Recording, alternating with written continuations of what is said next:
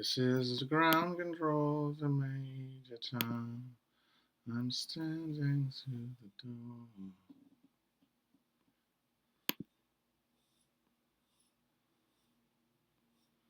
Mars ain't the kind of place to raise a kid.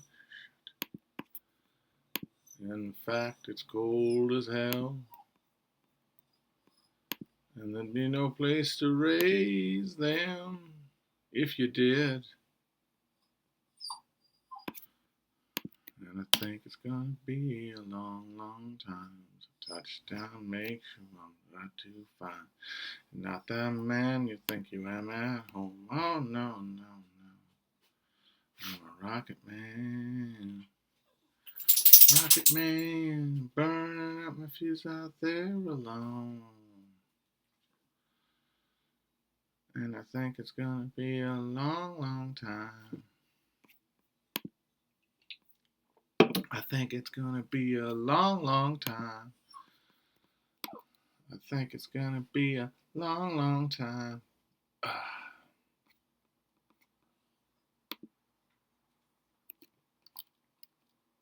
Mars ain't the kind of place to raise a kid. In fact, it's cold as hell. And there'd be no place to raise them if you did. It's pretty dumb. That's pretty dumb lyrics. Give them credit for just willing to go for it.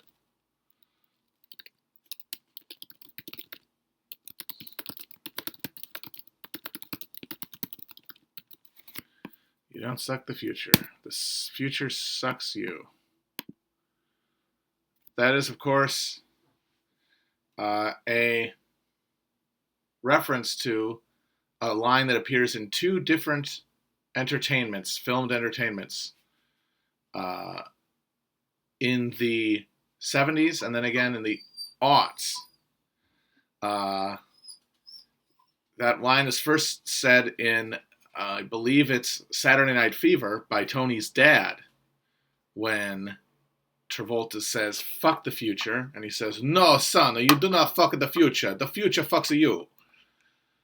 And then, of course, repeated again by Commissioner Yari, played with supercilious transcendence by Stephen Tobolowsky, replies to, I believe it's racist Steve, yelling about the land commission, fuck the future, to which he replies, no, sir, the future fucks you. And certainly that has been the case. And I would say the lifetime of everybody listening to this.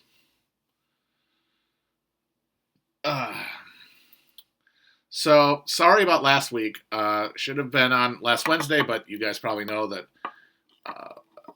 Will and Felix were in town. We were doing stuff. We were doing business deals.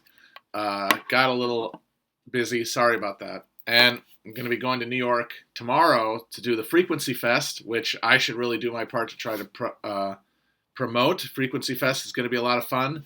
We're going to do something that we wrote for the thing. We're not just going to be dicking around. We wrote a thing. We prepared material. I know some of you are like, oh shit, their prepared material always sucks. But some of you like it, and we'll have some prepared material. Not too prepared, though. They'll be riffing. And it will not be available in any other format. They're not going to be releasing it later on.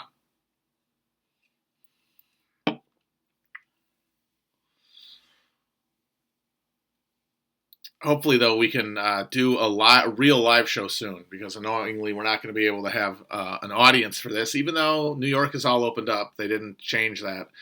So, too bad there. But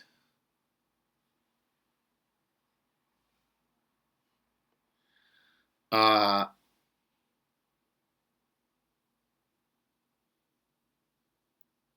just got a thing and it completely threw me off. Anyway, it's going to be fine. We're going to do a good job, and if you want to see it, it's the only way you'll be able to. So check it out. I'm hoping it's good, because Chris has done so much work for this. Chris is, of course, the king of the Chapos, our Lord and Master. We are all his children, in a way. Like he is our true dad, and he put this thing together pretty much by hand, and with Dan Beckner, and I want to see him. I want to see it succeed, and I'm excited about it. I think it'll be good. There'll be a lot of good stuff. If you like E1, they're going to be there. There's I Hate Movies, which people like, and then there's bands that I don't know what they are because I don't follow music. I'm sure they're all great, and I'm sure that people will enjoy them. So this is probably going to be the only stream I do this week because I'm going to be in New York starting tomorrow. But then I'm hoping to get back to trying to do at least one a week, maybe two. Trying to get to two, but it's going to be a little touch and go right now, so bear patience. So today we were going to talk, or yes, last Wednesday, I guess, we were going to talk about Ministry of the Future by Kim Stanley Robinson. And I said I was going to read the first 50 pages, but I'm obviously, partially because of the time difference, but also because it's very easy to read. I just blew through the fucking thing. And so I'm halfway through already. So I'm not really just going to talk about the first 50 pages. Sorry about that, but I'm also not going to talk about anything too specific, too granular. I'm really just kind of using it as a starting point to talk about some stuff. And so if you want to read along or read now, having listened to this to sort of see the context, go for it. It's I will say it's a cracking read. He's got the Dan Brown thing of he has longer character-based chapters, but he also has those short chippy chappies, the short chapters pioneered by Melville in Moby Dick, but brought to greatest commercial success by Dan Brown in the Robert Langdon books. So you just keep going, and I really enjoy too the diffused narrative voice. You've got point of view characters. You've got point of view characters that are individuals that like go through time. You've got characters that are just there for one chapter. You've got collective voices like we's, and then that we being a different group of people. That's all cool, and it makes the narrative, which that covers a lot of time, it covers decades, easier to contain in your head, because otherwise it might be hard to conceptualize. But there's leaps ahead that all end up making sense. It does mean that a lot of the dialogue and the narrative are kind of expository, but the expository voice is varied enough to keep it interesting. So it's a fun book to read. The characters are obviously not terribly dynamic or interesting, but they're not the point. It's really just sort of supposed to be a broad survey of like the human pageant of trying to correct the monstrous damage of climate change before it truly does destroy civilization.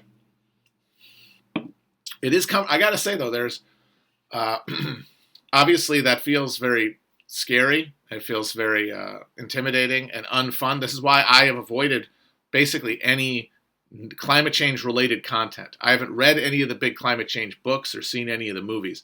It always feels to me just like kind of a masochistic display, and I'm not a masochist.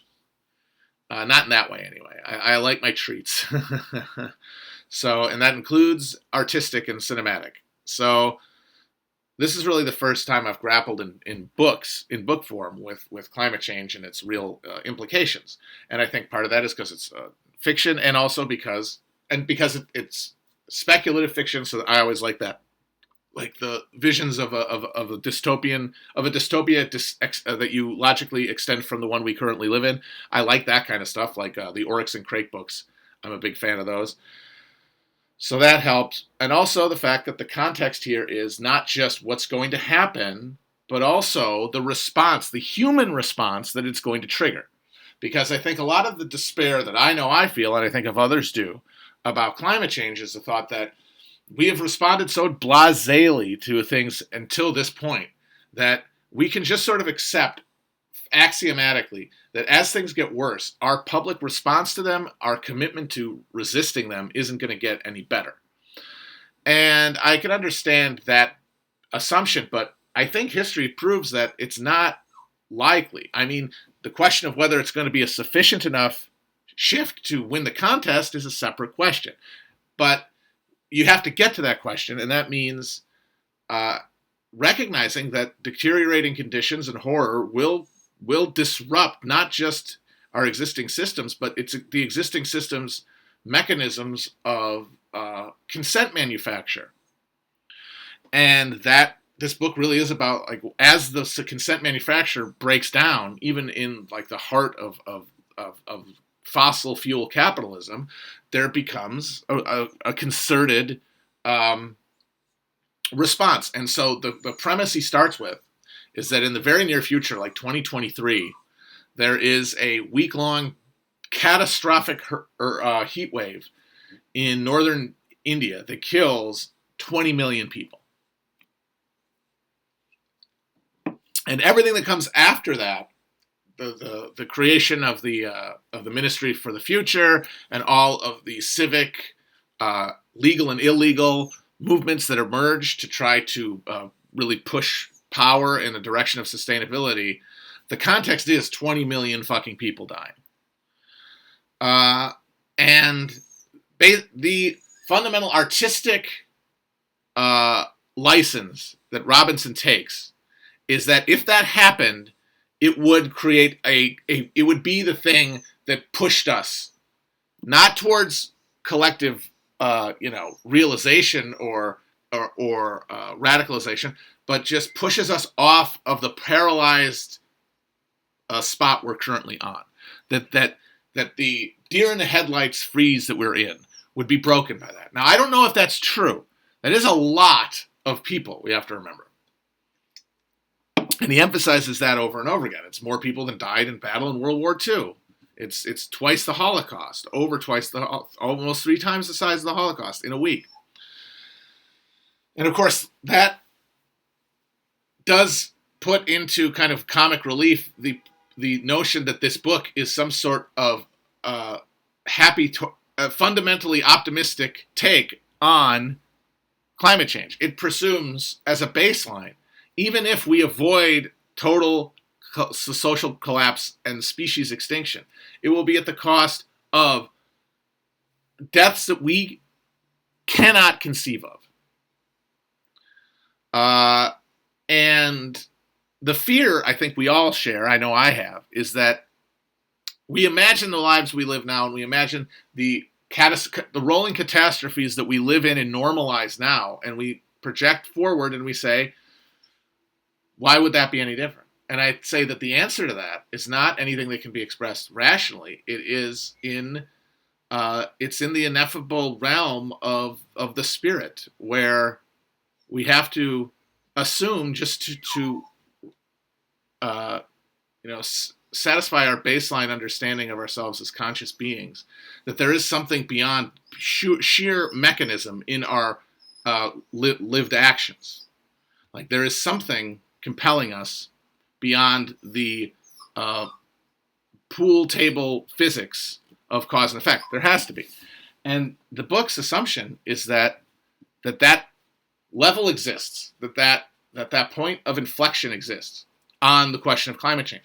And I would say that that's a reasonable assumption, if only because it exists everywhere else. Hey, buddy. Hey, buddy. Yeah. I'm petting him. Don't worry. Okay. Yeah, he feels better now. He's all right. Okay, so everybody can relax now that I petted the dog. I'm sorry that I was causing anxiety. So the book begins with this concept.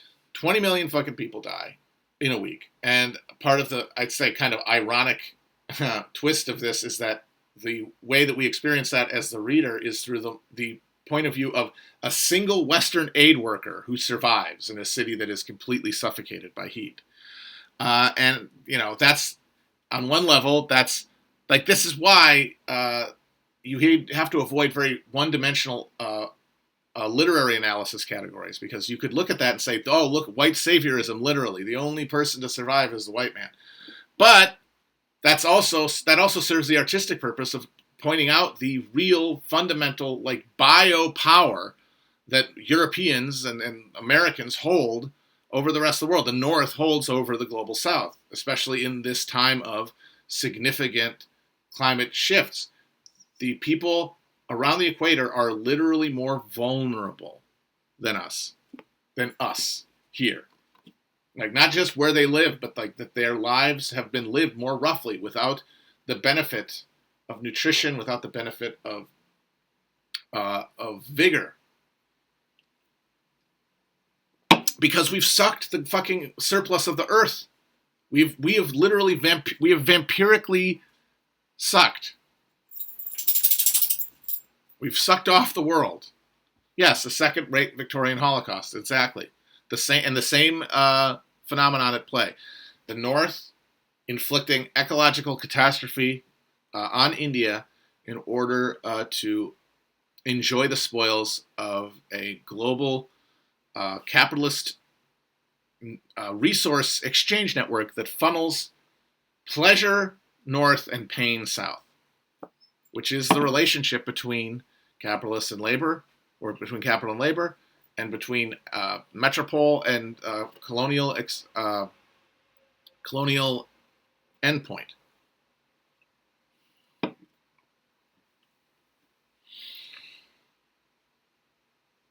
So what happens? What does the world decide to do at this horror, this thing that actually causes the inflection point to reach? And this is where you can look at it and go, oh, this is ridiculous, and feel nothing but despair. But remember, this is happening in a psychological world that you are not in. You are going through a looking glass the same way, and you have to therefore suspend disbelief the same way you would going through the looking glass into a historical period in a book, or in the far future of science fiction. You have to accept that this is not your world in a fundamental way, even though it looks exactly like your world. And the thing that separates you from that is time and event. The catastrophe of the heat wave, and living in a world filled with all the other things that are also happening and have accumulated and caused misery and displacement around the world also. So time and place mean you can't live there. So assume, to start with, that it happens. What happens? Well, of course, they create the UN and the Paris Agreement. People create a fucking bureaucracy. That, for one, is very plausible. And I think that is Robinson's fundamental insight, which is, of course, packed with problems and contradictions, which is that if we're going to see any meaningful, coordinated reduction in climate outputs, it is going to have to start, at least in some respect, with a transnational institutional framework. And of course, that's very difficult, and that's one of the key contradictions at the heart of the left. How do you deal with the fact that there are these imperatives towards international cooperation, but then also the reality that that national, like, social formations are the only ones that have any coherence, and they're the only places where realistically politics can be coordinated. That's a real fucking problem. And I think a lot of people who scorn international institutions in the name of like national bourgeois, like because the national bourgeois is the only thing that can resist international capital right now. While that may be true, it also means that your efforts run the risk of fracturing international cooperation where it needs to be increased. And of course, the other problem exists too. If you ignore the reality of the nation as an organizing principle, as a social reality, then you will end up just putting a fucking green sticker and a rainbow on the Venusified hell world that we're going to inherit.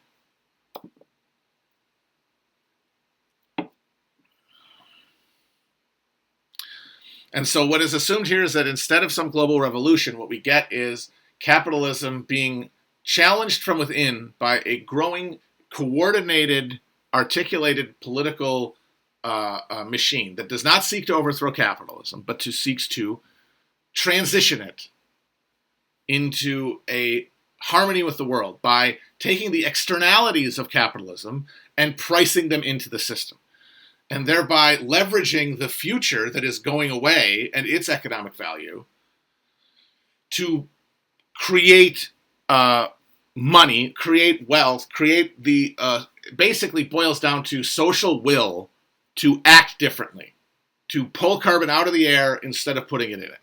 That's it. That's what they're trying to do. And of course, that's not communism, but I would argue that communism, as a coherent challenge to capitalism, is not it's not a going concern at the moment. Now, it will come into some sort of reality in the fight because the contradictions of capitalism cannot be contained. Like, the ultimate thing about this is that even this, if it were to work, and I don't know how it ends, spoiler alerts, no spoilers. I don't know how it ends. They're halfway through. I've read enough about it to know that they get to averting the fucking Venusification of Earth, which is the best case scenario right now. Because if we do that, we can do a lot of other things. And by doing that, we will have created a social base that is so much more progressive than the one we do, socially and technologically. And not in terms of like raw technological output, but like the technological power that individual people are going to be effectively able to utilize. That it's dizzying to think about the future that could be made out of that. And communism would eventually emerge in that context, and it would be emerge amongst a aware social class, a class for itself, made out of the international losers, the losers within the imperial core and the losers without. An alliance between the two that would have to be facilitated at some point by international organizations like this Ministry for the Future. And so this Ministry of the Future comes into existence, and a bunch of other things are also happening. India sees a massive political realignment where the BJP is wiped out, Hindutva as a movement is discredited, and the old Congress party is equally implicated, and India becomes governed by a new, presumably socialist, anti-caste political party. And that party then orients India towards being the foremost country in climate mitigation. So you have that as like the social base. 1 billion people making socialism. And why not? It's where the fucking actual violence was felt. Not where it's felt as guilt, where it's felt as grief, where it's felt as anger. Again, would this happen? You don't know. Let's just assume. And the coolest part that comes out of India is that you get a terrorist movement dedicated to wiping out high price tag corporate polluters and climate criminals, which Robinson is clearly not very comfortable with the idea of political violence, but I respect that he acknowledges that there has to be whatever fantasy of salvation we all are going to have to believe in, because we're going to have to believe in something, folks. We're going to have to believe in something. He acknowledges it'll probably involve some sort of violence. Although, honestly, and the problem with that is that the type of people who want to do climate-based justice aren't the type of people who are going to want to kill people. But, again, we have the problem there solved by these are people who saw their families wiped out in a literal Holocaust, a fucking consumption by fire. I think somebody says Robinson's books have gotten less and less revolutionary, probably as time has gone on and things have gotten worse. And the prospect of salvaging anything becomes a more realistic goal to fight for than changing anything fundamental about the human condition in our conceivable lifetime. Although I wonder, that there's one thing that halfway through the book, in cataloging all the different resistance mechanisms that come into being, one of my favorites is space pirates, or eco pirates who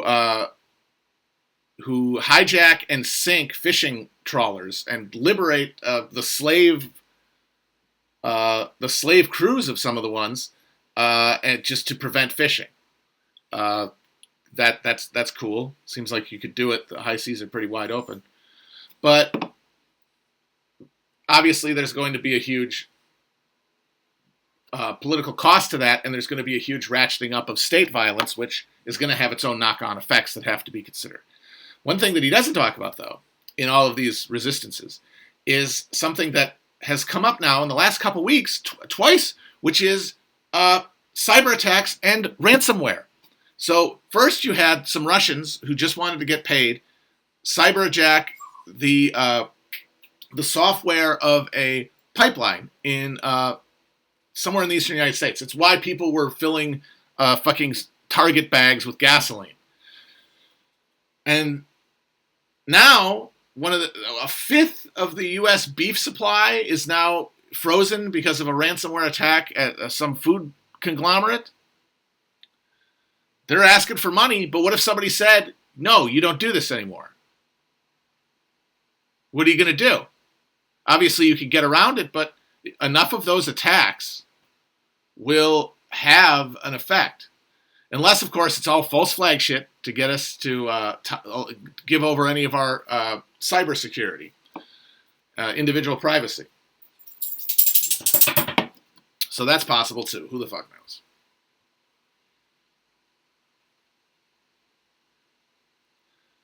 But for me, I'd have to say, if somebody doesn't do something about Bitcoin, I'm really it's going to take a lot for me to restore my faith in human cooperation at this point in human history. Because, come on, man, this is such an own goal, that we're still letting this fucking happen. It's fucking monstrous.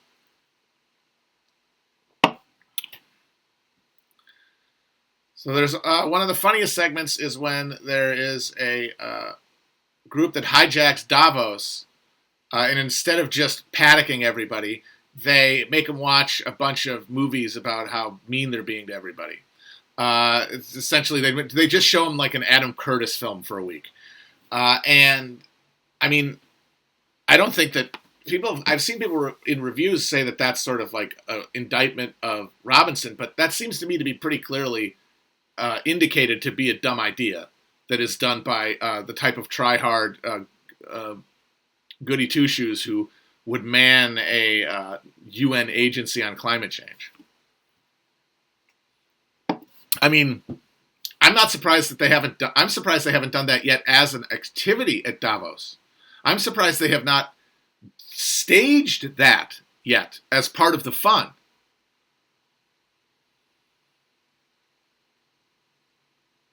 So really what he's doing is saying what people would do. Some of it would work, some of it would not work. Some of it would be based, some of it would be cringe.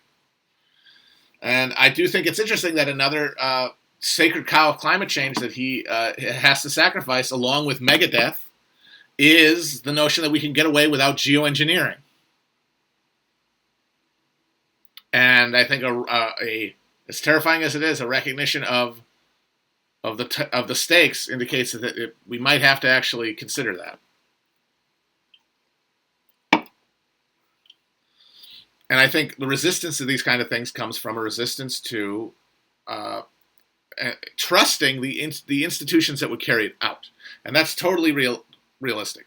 But part of the math here, though, is that the ruling elite of these countries is going to get to a point where the maintenance of their power really is at a fundamental conflict, like in their perception, in their day-to-day working life, and this new climate reality. Like they're losing their ability to sustain a control, and that changes the incentives.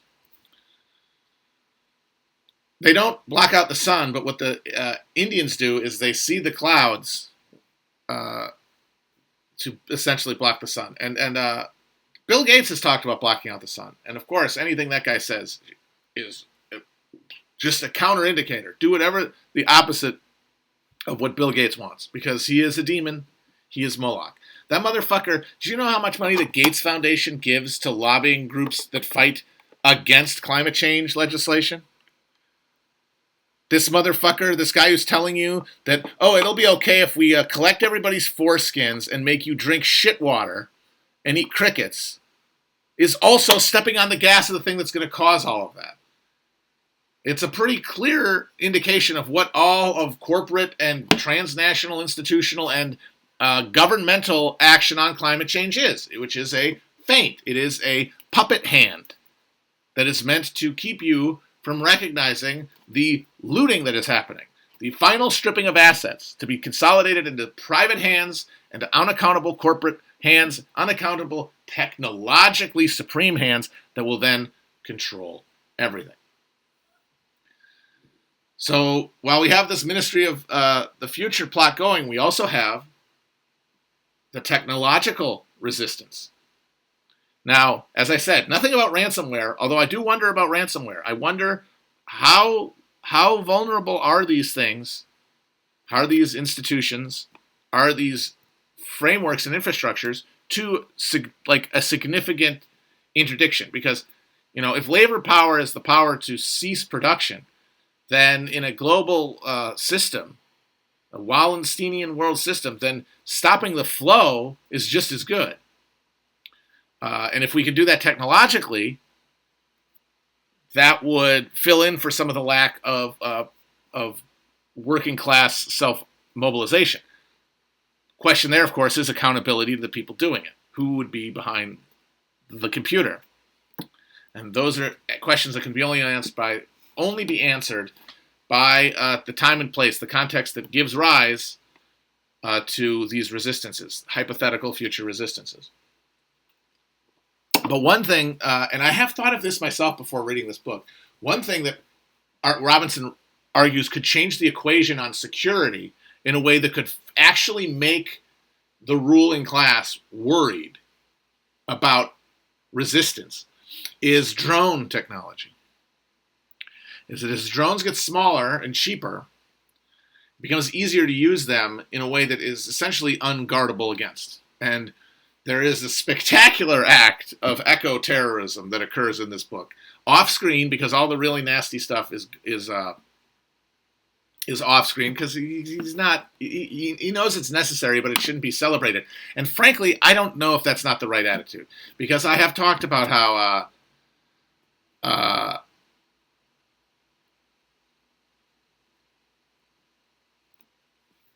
oh fuck, I forgot what I was saying.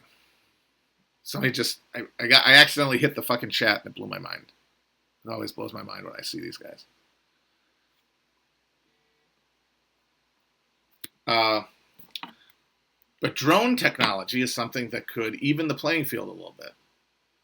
Could allow you to get under the radar.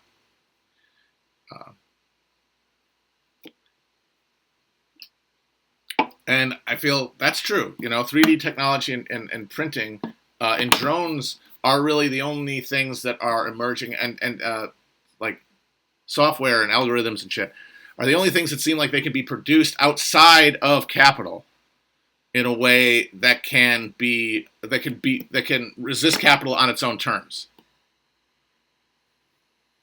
So I guess that means people need to learn to code and how to make drones.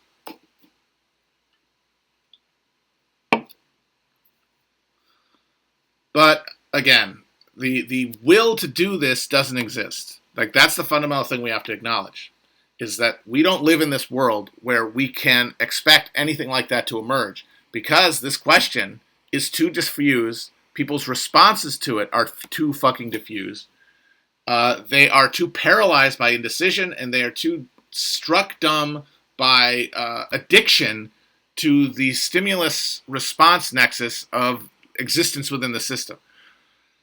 And that goes for me and everybody. And so the people who really care about this stuff mostly just get sad or channel their energy into embarrassing emotional catharsis like Extinction Rebellion or whatever the fuck.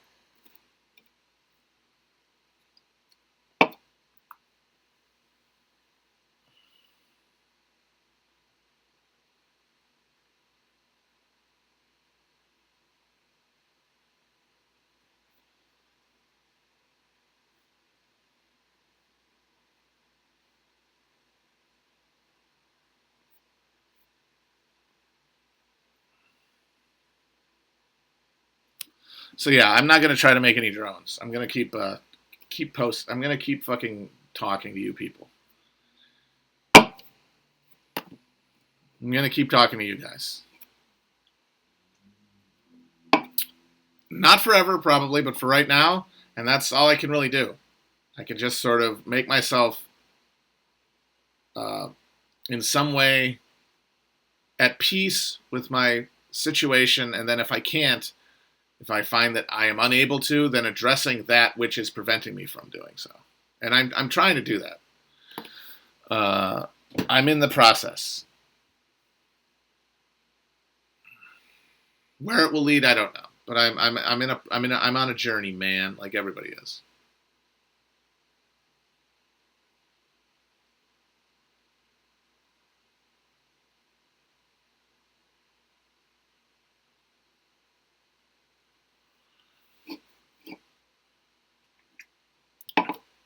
So, in enumerating the responses, Robinson also highlights the fundamental places where things have to change really quickly. And he acknowledges one of them having to be the internet as it currently exists. That it can no longer be the corporate matrix that it is now, incentivized as it is now, and that would have to go. It's like, yep, absolutely. It's a pretty ingenious method that they go about doing it, whereby they create a fully secure social media space where your data is owned by you and you can sell it, which that you do feel like, oh, going to the market. But once again, the idea here is to wean a market off of its worst social and ecological side effects. And I think we can agree that social media, even though it's only a component of a matrix, is a debilitating millstone around the neck of human civilization, and has to be addressed. Also, crucial, the need for the incentive structure of the market to be changed by the introduction of a way to invest in the world in the future, a way to invest in the future. And that's where they talk about this currency. It's essentially a Bitcoin that helps the world instead of destroys it, that is created by sinking carbon instead of creating carbon. And I thought that was really cool, and not something I'd really thought about, but it's like it does help with one of the big problems, which is there's all this fucking money to be made by all this stuff that's in the ground. People are going to get it out of the ground unless there is an incentive not to, and that's either some sort of global enforcement regime that prevents people from putting up oil derricks, or you've dismantled the system of capitalism, or you make it in their interest not to do it.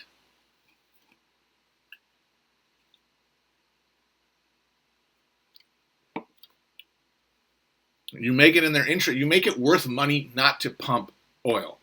And that is going to happen. Unless you, once again, destroy the infrastructure for oil or replace it with something, there has to be an economic incentive to keep it in the ground. And then the third big part, they haven't really gotten to it yet. I'm only halfway through. But as soon as I read it, I started nodding. It's when they say, oh yeah, people are going to have to actually believe in something. People are going to have to actually care about and have an emotional terrain that recognizes the existence of others and the persistence of a human community. Oh shit, that's religion. We need another one of those. They only mentioned it. I'll see what happens in the second half. I'm looking forward to how you figure that one out, because to me, this is one of, I am closest to that question because because that's where the people who don't have any technical affinity go. I don't have the expertise to help on any of the technological questions, or on any of the big questions of policy, even to the degree to which those are important. I am a jackass who just talks about things. I give little speeches.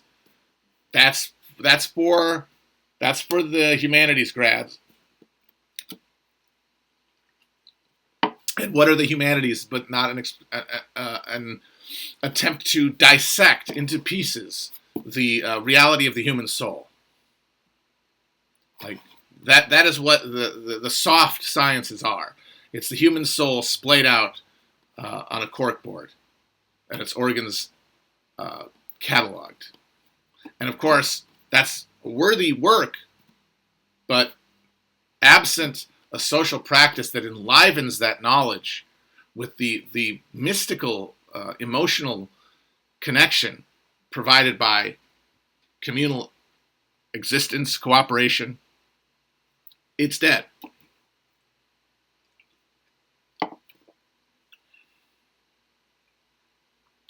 So I'm very interested to see how Robinson goes about nudging along, because obviously it's going to happen anyway.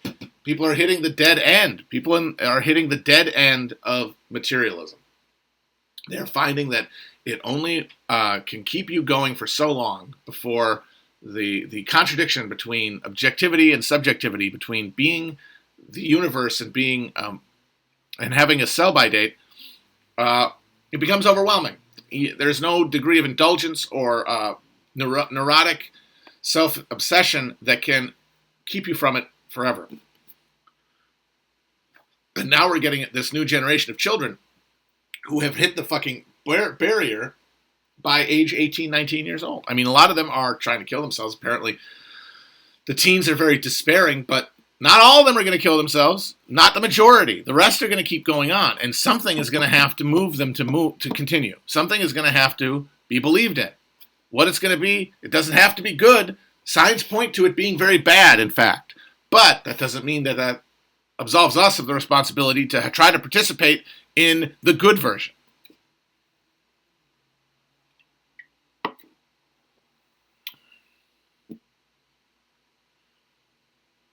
Yeah, it's probably going to be some TikTok faith.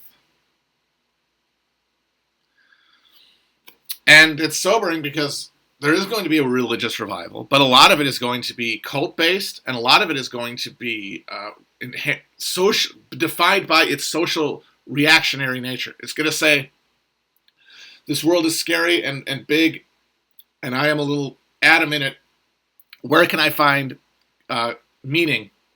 And their answer isn't going to be in humanity as an abstract concept. It's going to be the people who are closest to them, the people who are the most similar to them, the people who comfort them by reflecting them, which is what we seek in a public world full of strangers. The only truly soothing image is a mirror. And so that's what we seek. That's what our entertainment has become. We're seeking a reflection of our own values, a reflection of our own sense of self. We want to live inside a fucking disco ball because that's the only way to be soothed. Strangers are scary. That's why everyone's on the internet, where they can see people as a projection of themselves, not as real people, because they're not dealing with the intervening viscerality of human encounter.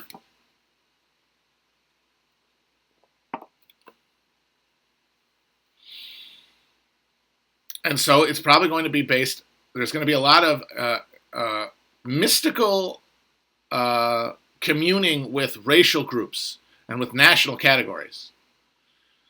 And that's going to be bad news. But a lot of us have been brainwashed by the Hollywood sicko globalist machine. And thank God. And maybe enough of us can reach across the divide of the other, because succumbing to that is a worse for our sense of self and for our super ego's restraint against that behavior, because so many of us have become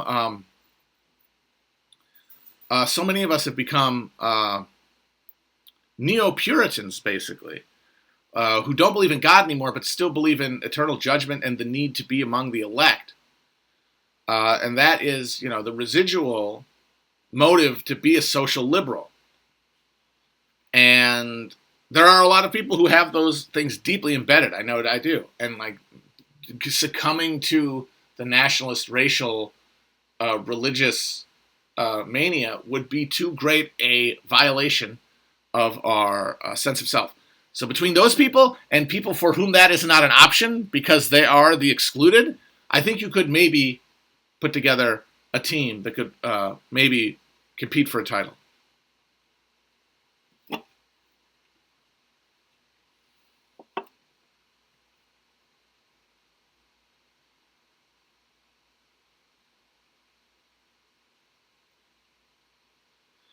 If we could all have become Mormon by now, we probably would have fixed everything.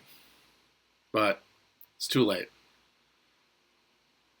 One of the, like, in the archipelago of existing, like, fully automated luxury space communist bubbles that will exist in the future Earth, like an Earth that's basically Waterworld, except for a few little outcroppings that stick out. And those will have on them little bubble cities where you will have fully automated luxury space communism. You will have the dream of material splendor for all. And those people being all the people who made it into the bunkers and then were able to use their technology to build themselves a little bubble. Amongst them, one of them will be Mormons. One of them will be Cyber Utah. No question about that. Because they work together to make it happen. The rest will be, essentially hikikomori domes of freaks fucking cyber sex dolls. But of course, the reality is that if we do get the worst, most catastrophic outcome of climate change, that won't happen either. Because the faith in that, the faith in Mars, the faith in New Zealand, is part of the greater faith in the self that these people are clinging to. These people who are the most religiously infused, the most mystic people on earth, the hyper-wealthy, because they have cocooned themselves in something that they believe as deeply as a fucking medieval martyr at burning at the stake, which is that technology exists to sustain them and that its power is essentially infinite relative to him, and that it can be utilized to their full control, meaning that they will be able to use it to dominate any physical reality. The seas rise, I'll put up a bubble. The workers rebel, I'll replace them with robots. At every point, there is an answer. And then, of course, at the end of the question of, well, what about life and death? What about dying? You're going to now have to die, having cut yourself and severed yourself completely from all of humanity. How are you supposed to deal with that? How is it not going to drive you insane? How is it not going to send you to hell? The answer is, I will live in the machine. All of those beliefs are believed as deeply, as fundamentally as people believed in medieval Christianity, and are as illusory. God didn't make the world in 6 days, and you can't fucking escape the second law of thermodynamics.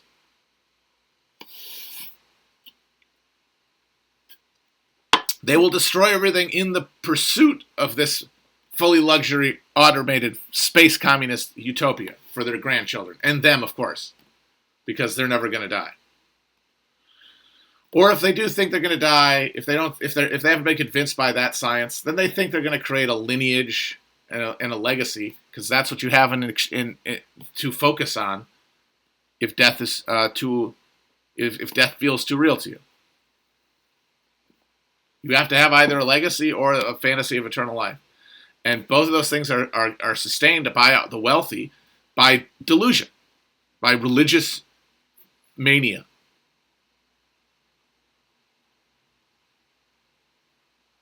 Because these people do not believe in science. They don't believe in technology. They have encountered science and technology through a personal experience that has seen it open its hands to them and reveal the jewels of the universe, to put them in a position of power that no humans had ever held in human history. Not through the use of arms, not through violence, not even through physical effort, through sheer mental exertion. At least that's what they think. That's how they experienced technology. So, of course, to them, because it is their lived lives, it is imbued and infused with belief. And it is belief in not just the self, but of the supremacy of their specific selves. The rest of us are just reifying our egos. But in the absence of absolute power, those egos are being destroyed by the inability to recognize a world where you are both the center of the universe and its only consciousness, and also subordinated to others, subordinated and disempowered, and not able to do what you want. How the hell do you deal with that? And it is the neurotic attempt to square that circle that I think generates basically all bourgeois politics.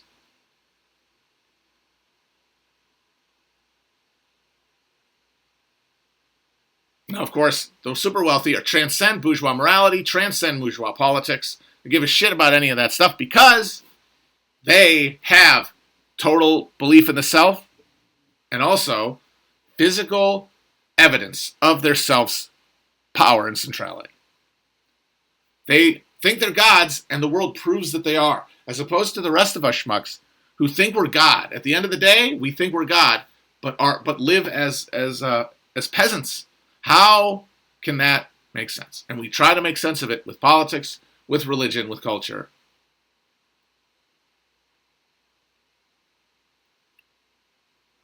But in both cases, this neurotic drive towards distraction and resentment and guilt assuagement that happens in the middle drives the actual machine of capital towards annihilating ends.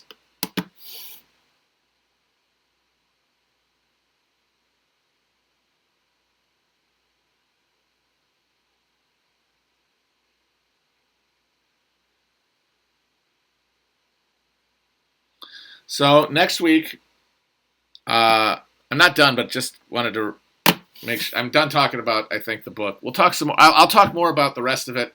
And when I'm done with the whole thing, I'll probably look back at other stuff that maybe I missed talking about this time. So I'll have it all done by the next time we hang out, which I don't know if it's going to be. It's not going to be this week. But we'll do the second half of Kim Stanley Robinson's Ministry for the Future, not of the future, Ministry for the Future. Next week, hopefully, or the week after, if not. And just to comment on the title of the book, one of the other key components here, the understanding is leveraging the future rights of humans not yet born against the current calculus of economic value. But again, with all these things, you're essentially creating ideological justifications for what, at the end of the day, are material considerations. And that's where the coercion comes in. Because all of the stuff about, hey, we'll have a crypto coin. Hey, we're going to sue you in court on behalf of future generations. That's just to give them an out short of final conflict and annihilation when they feel that they've lost the battle that is being pushed on all fronts, including physical fronts, using physical coercion and intimidation. But I don't want to talk about that too much because it's nothing that currently makes sense tactically. It's certainly nothing I want to get in trouble for. I'm a pussy, I will admit it. I don't want to get in trouble because what would be the point? No amount of eco-terrorism in the current conditions, absent any kind of movement, absent any kind of catalyzing political event or organization, is just more grist for the mill, more strategy of tension fodder, more stuff to keep us on the road to total techno-dominion. Techno-dominion. I'll tell you right now, I hate being under that techno-dominion. I hate being under that techno-dominion. Oh, child. Lord of mercy. Oh, yeah, you get that.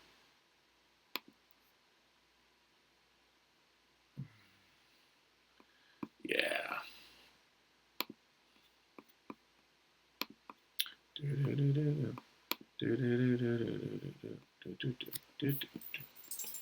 Yeah. There'll be no more gumbo if that river keeps rising. If that gold Mexico keep coming in there, you're not going to have no gumbo.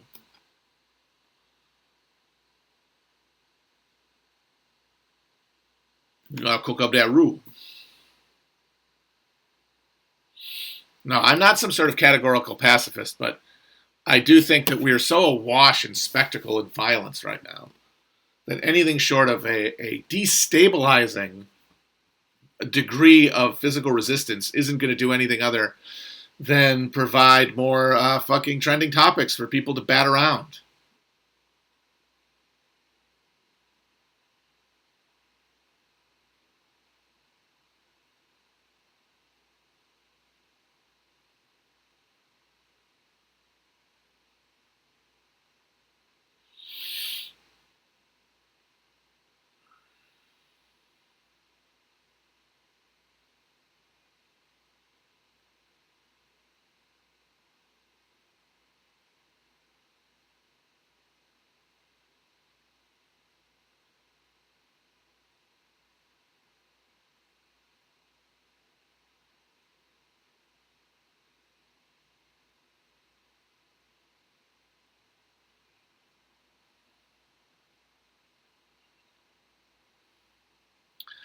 Oh, somebody asked about Ariel Pink. I know him because he got in trouble for going to the Capitol on January 6th, which is very funny.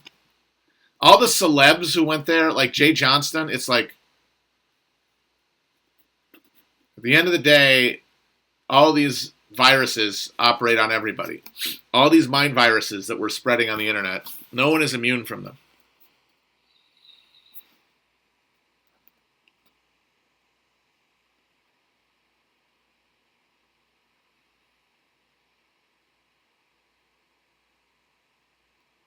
Somebody keeps asking about the Bo Burnham thing. I don't know what that is. Is he a musical comedian? Is he one of those guys who uses guitars while he's like doing punchlines? Never really been a fan of that. Like that seems to be, you're trying to do like a Mitch Hedberg, Stephen Wright one-liner thing, but you don't have the confidence to just leave the dead air for a little bit in between jokes. I don't know.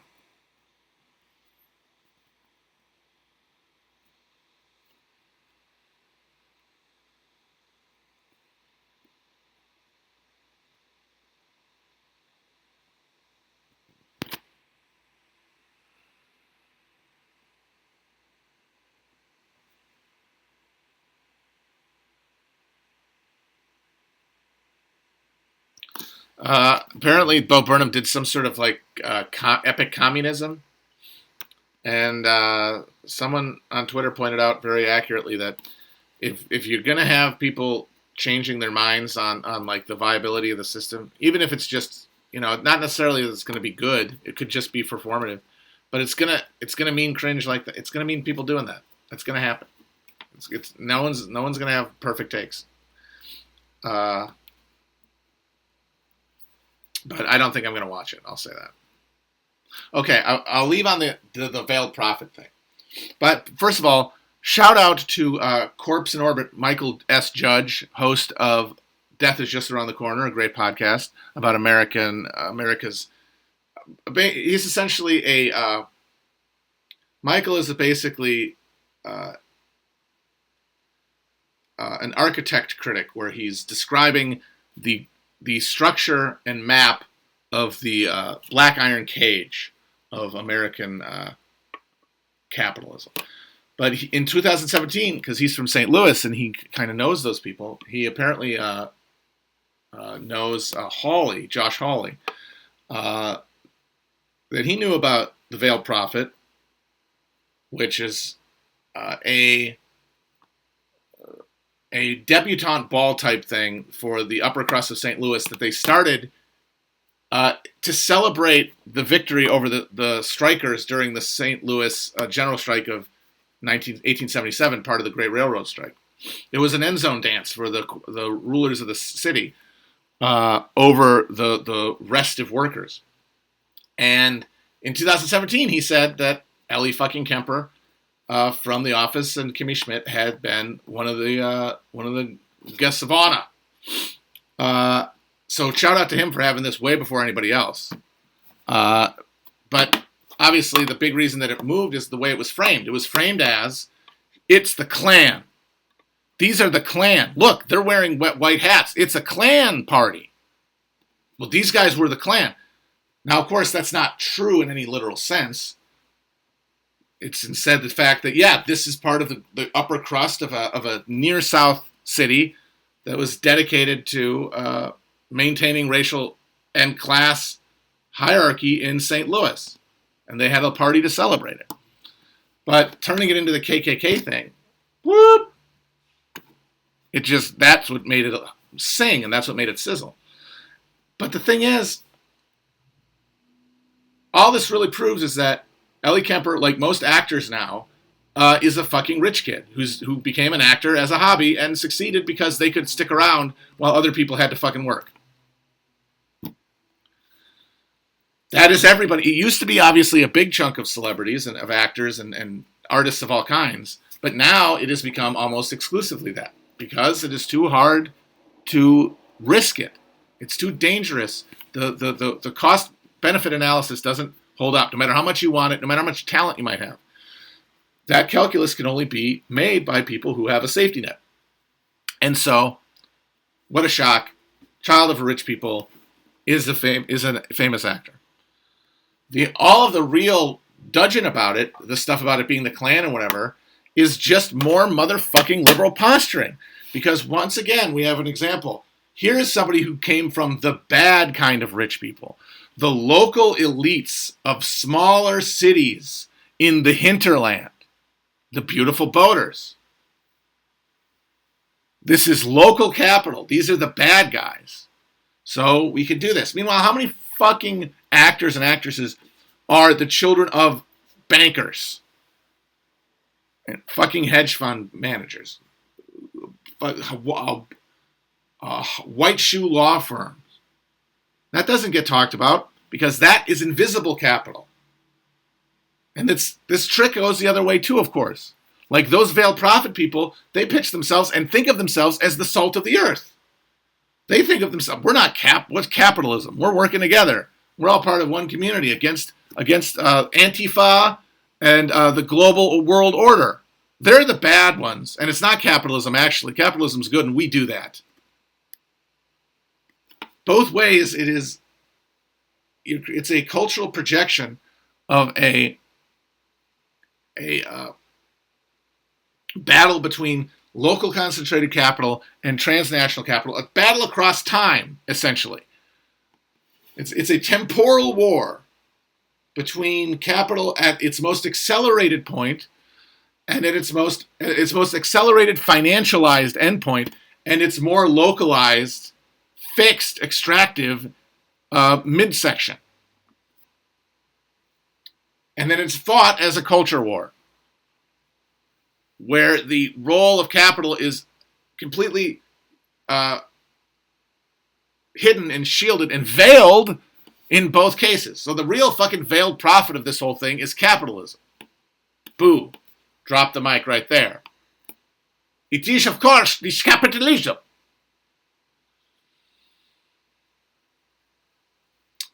But obviously it is very funny because that is some real Yellow King shit. It's always been super creepy. In the 70s, some like left-wing activists stormed the thing and pulled off the fucking prophet's veil to show that he was like the local head of Monsanto.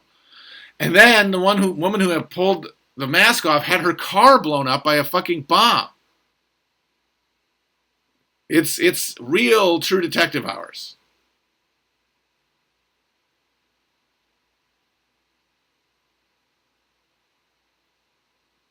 Enterprise Rent-A-Car and Monsanto are huge donors for what they use at the VP Fair. Not exactly country bumpkin smallholders. Of course not, because the money is all flowing in from outside. These are not disconnected capitalisms. The culture stares across the time frame. The actual money is flowing between the two.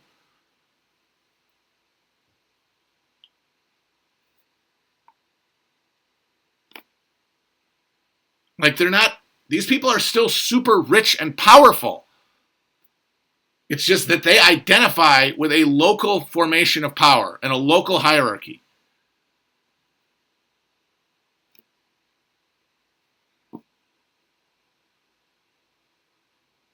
Because remember, we're dealing with an era of lumpen class non-consciousness across the board. We have a lumpen middle class, we have a lumpen proletariat, and we have a lumpen ruling class. They do not have a sense of themselves as part of any project. They operate out of total self-interest. And they are, like, you've got guys like the Ricketts family who are billionaires who believe fucking Fox News forwards that are meant for the dumbasses who vote for their candidates. They believe it now. Because spectacle and media has replaced life for everyone, no matter how much money they have. And the hope of climate change is that it is a shift and a shock to this system sufficient to reorient people towards their lives and away from that spectacle.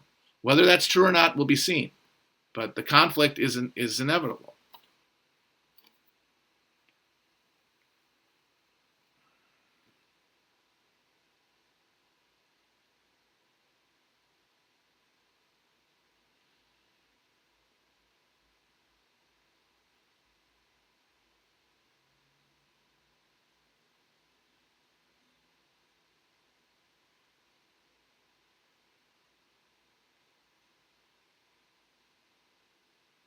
It's not that we are enchanted by their stories.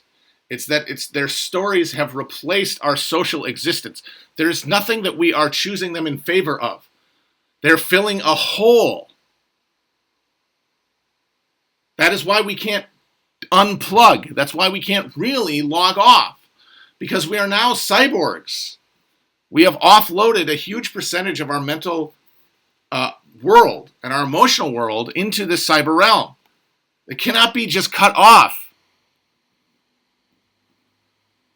So it's not anyone's fault for being enchanted. They are dealing with reality as it is presented to them. Where as Howard Beale said, where your own lives are unreal. Because how could your life, that which is spent not observing this stuff, not engaging with it, how could it compare, considering how much time you spend on one versus the other, and how lonely the time you spend by yourself outside of it is? And that lonely time is still spent in the cyber realm, basically.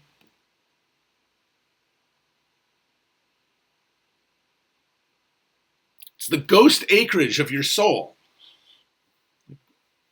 Ghost acreage is a concept that explains how imperial cores are able to sustain themselves by accessing a bunch of land that is not actually part of their polity. So England was able to way overproduce their Malthusian limit on population because they were able to access massive amounts of ghost acreage. Our minds have ghost acreage online.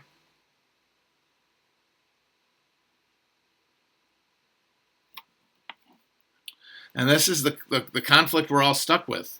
And this is the horn of the dilemma, is that we need more than ever to rebuild our spiritual connection to each other, our spiritual connection to the world, so that it can orient us towards good action that can only be determined through analysis of that world. But at the same time, we are constrained by our disposition, our material dispositions, which are beyond our control, to live in a hybrid cyber realm, a cyborg realm. How do we balance those? How do we direct the flow, the emotional flow, the spiritual flow between the one state and the other, to push us towards right action? That's the challenge. And I don't know the answer. That's why I keep talking. That's why I keep talking around, because I don't know the answer, because I am alone. Not really. I have people in my life, but I am not part of a project beyond the artistic project, the intellectual project.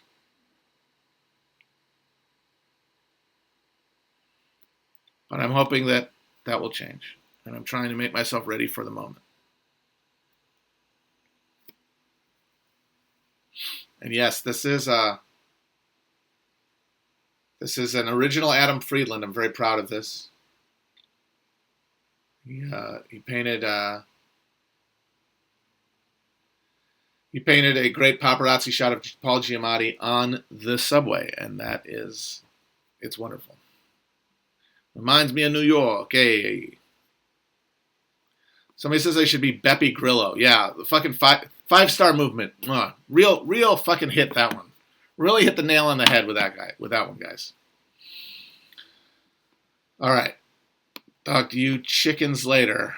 Peace and Kush Grease.